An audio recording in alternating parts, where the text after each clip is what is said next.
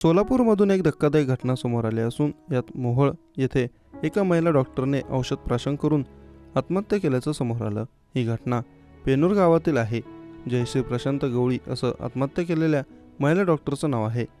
Doctor Jayashree गवळी यांच्या आत्महत्येचं कारण अद्याप अस्पष्ट आहे। स्त्रीरोग तज्ज्ञ म्हणून जयश्री गवळी या पेनूर येथे काम करत होत्या।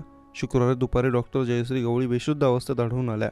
यानंतर त्यांना तत्काळ उपचारासाठी रुग्णालयात नेण्यात आलं, मात्र पंढरपूर येथील उपजिल्हा रुग्णालयात आल्यानंतर त्यांना इथे मृत घोषित केलं गेलं। पंढरपूर शहर पोलीस ठाण्यात अकस्मात मृत्यू म्हणून नोंद करण्यात आली आहे।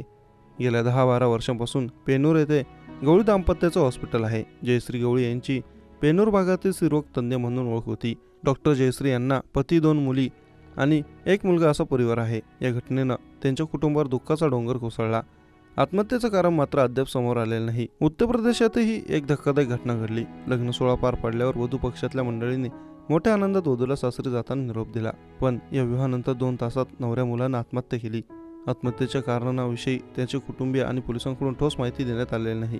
उत्तर प्रदेशातल्या इटवा इथल्या उसराहार पोलीस स्टेशनच्या हद्दीतील शिवरा गावात लग्नानंतर वधूची सासरी पाठवणी केल्यानंतर 2 तासात नवऱ्या मुलाने गळफास घेत आत्महत्या केल्याची घटना समोर आली आहे।